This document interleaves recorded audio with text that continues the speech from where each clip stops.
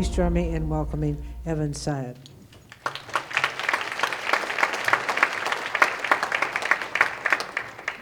Before I begin, let me just point out something, and Andy, you obviously clearly touched upon this, but capitalism is sort of a misnomer because every economic system is capitalist.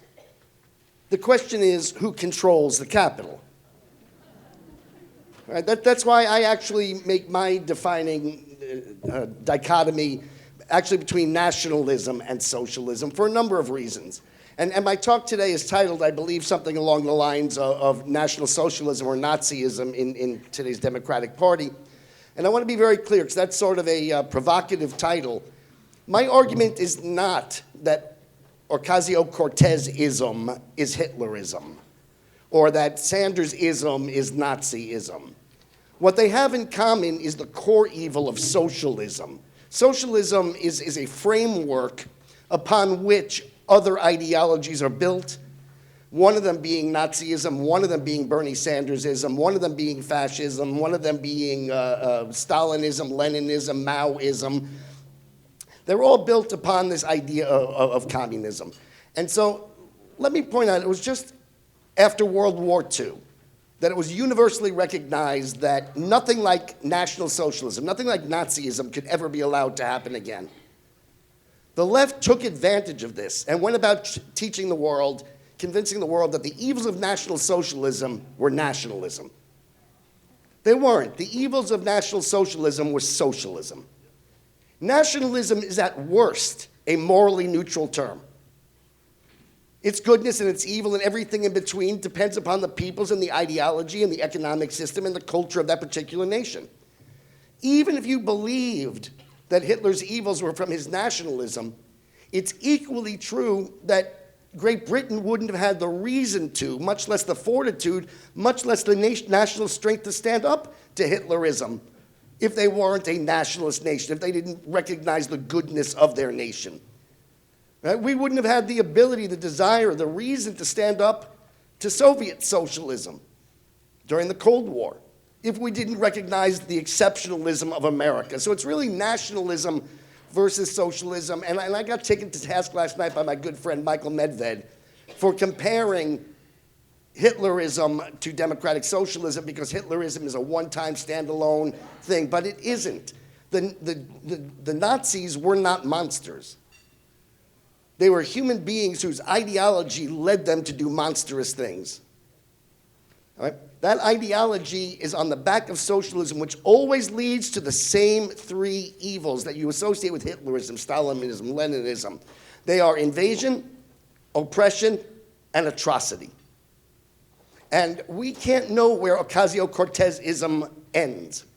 We don't have the benefit of hindsight to see. But it's very much the same. Look, Hitler was not a nationalist. Hitler tried to take over the world. People who try to take over the world are called globalists. The people who try to stop the people from taking over the world are called nationalists. Now, even Democrats today will admit that Hitler was, in fact, a socialist. It's a hard thing to deny when the name of the party is the National Socialist Workers' Party. It's also hard to deny when he fits the description of government controlling either through outright ownership or through regulation and legislation, and you can add to that intimidation and coercion, 100% of the government and the economy and the culture. You know, some on the left will argue that he was in cahoots with business. There was no business that told Hitler, don't do that, that's not good for me. All right, Braun didn't tell him, don't invade Poland, you're taking my workers. All right, they didn't tell him, don't build those railroad tracks to Auschwitz, build them to my factories. You know, Mises said that while there may have been in name some private ownership in Nazi Germany, the prerogatives of ownership, choice, did not belong with anybody but the Nazi regime. So Hitler was a socialist, Hitler was a globalist, and in fact, socialism has globalism written into its founding document. All right, this is why Marx didn't say workers of Russia unite. He said, workers of the world unite. So socialism is an economic policy, but it invariably leads to globalism. And it did, in fact, under Hitler's form of socialism and Stalin's form of socialism. They took over all of Eastern Europe and were continuing to war for more. But these, we always imagine, are bad people, not a bad ideology, not a bad economic culture. So I want to introduce you to one of the nicest guys in the history of the world. His name is John Lennon. And he wrote a lovely little manifesto, a ditty, a 3-minute ditty about socialism, where he laid down the 3 pillars of socialism. One of them being no possessions, no countries, and no religions. That has been what socialism and Marxism has been from the very beginning, whichever name it has associated with it, Maoism, Stalinism, Leninism, etc. Even the nicest guy in the world. Now, the reason the democratic socialists, that's the democratic socialist version, is because they too are a utopian ideology. And the utopia that John Lennon wants you to imagine is a place where, because there are no possessions, there's no greed. There's no fighting that comes from greed. And by the way, if you've ever been in a land dispute with your neighbor or ever been through a divorce or a breakup, having possessions causes conflict. Without possessions, there won't be conflict.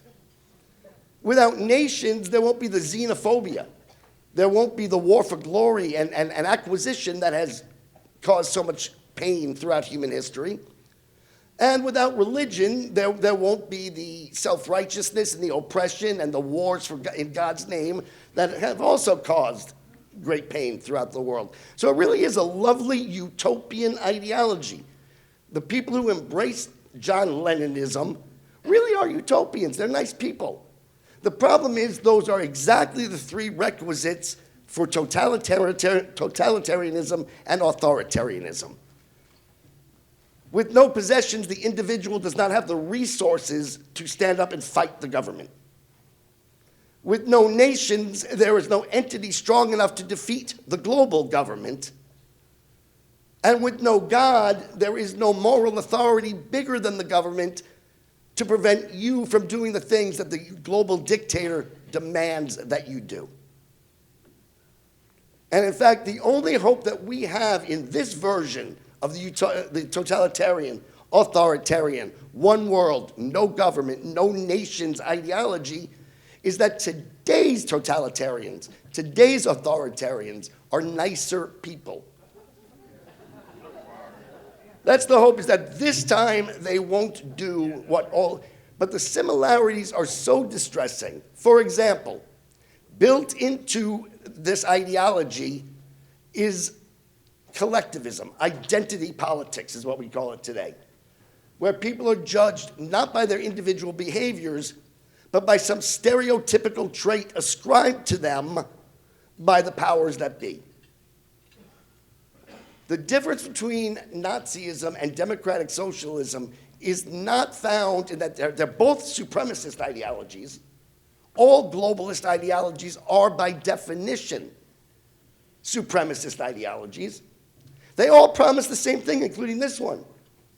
The world is bad, it has troubles, it's caused by a certain group of people, not us. Once we have vanquished those bad people through whatever means necessary, atrocity, you know, the Soviet socialists chose gulags and exile to frozen tundra. The Nazis chose the more efficient gas chambers and ovens. The Chinese chose the more economical, low-tech starvation. All right? And we don't think that the leftists of today are capable of this, but they don't need to be, because actually the socialist ideology closest in method to today's democratic socialists was written about by a gentleman named George Orwell in 1984. Right? It's going to be a high-tech version, but whether it's gulags and gas chambers, whether it's mass starvation, or whether it's what the Democrats are actually doing to us today, no matter what, they all have to be cancel cultures. And today's cancel culture, as you guys know from being in the education business, from being in the various fields that brought you here today, this is what they do. It's not good enough for you to just be wrong you must be evil. In every supremacist ideology, there is the Übermensch and the Untermensch. All right? In Nazism, the Übermensch was the Aryan. In Marxist socialism, the Übermensch was the worker. So it was based on race in Nazi Germany. It was based on class in the Soviet Union. Islamism is, you still have your Übermensch, your person whose world will be perfect if he's in charge. That's based on religion. The Untermensch is us. We are not just wrong, we are less than human. And that's really what makes this all so dangerous, is that it is a supremacist ideology. The difference is what they believe makes somebody supreme, but they even themselves define it. They have a word for it, not Aryan, not Islamist, right? Not worker, but their super person is somebody they call woke. Woke. The rest of us, the rest of humanity, from the dawn of time until they came along, have been in some kind of coma. We've been in this fever dream where we didn't realize how to make the world perfect. And once we are canceled, through any means necessary, all right, in some of these other places, they use more vicious vitriol. They call the Jews vermin, the offspring of pigs and monkeys. But they have a word for us as well. We are deplorable. We are not merely deplorable, but we need to be irredeemably deplorable.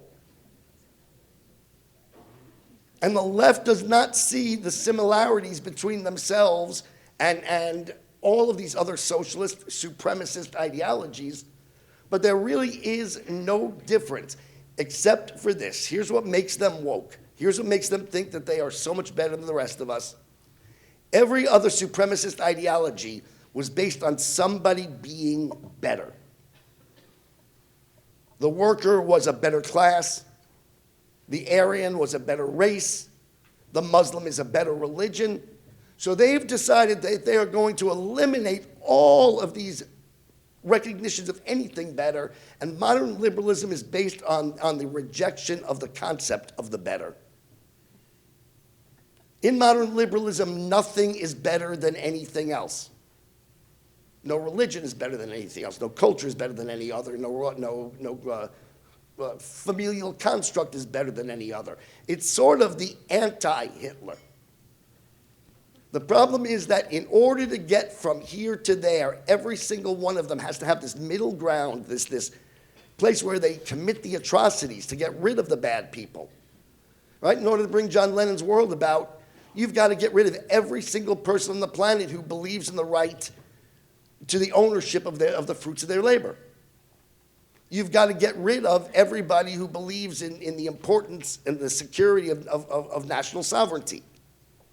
You've got to get rid of everybody who believes in God, whatever their faith is. So, in order to get from the world where nothing is better than anything else to the world where, as it is, to the world they want to create, they have to commit these atrocities. They must get rid of the Untermenschen. Right? How they go about doing that may be different in every case along the way, but simply to get from here to there, they have to have this middle ground, and in every single utopian ideology, that Act Two is the opposite of the utopia they imagine. For example, Marxism wanted a utopia where every individual worker had his own vote and his own choice. It was individualism at the end of Marxism. But Marx himself knew before you got there, you had to have a dictatorship of the proletariat. It's written into his works. All right? The Islamist really does envision a world of peace. And to get to that world of peace, he's willing to do the most horrific things to us until he gets to that final conclusion. Today's democratic socialist really does dream of a world. He imagines a world where there is no discrimination. The problem is by eliminating discrimination, rational thought, you don't become not discriminating, you become the opposite of it. You know, I don't know if you've read a book called The Closing of the American Mind by Alan Bloom.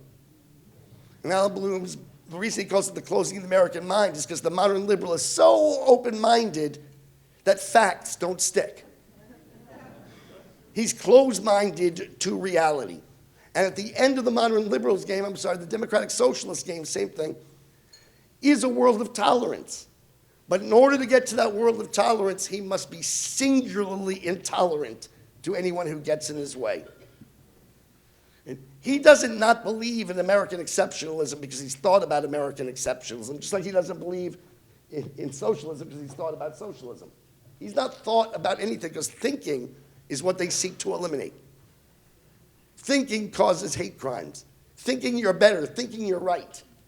So in order to get to that point, he not only has to be against American exceptionalism, but he has to prove that America isn't exceptional. In order to get to this ground where nothing's better than anything else, he can't reject Islamism as violent. He must say there's nothing wrong with Islamism. So then why do they engage in their terror attacks? Something must have provoked them. So it's just to finish up, it's not Nazism, and just like Stalinism wasn't Nazism, but it is a supremacist ideology. Socialism invariably is global. Global, by definition, is a supremacist ideology. And to get there, it requires invasion to be global, oppression to make the people of the one-size-fits-all doesn't fit quiet, and if you can't do that, you have to off them. So I guess that's my talk. I'd love to take questions.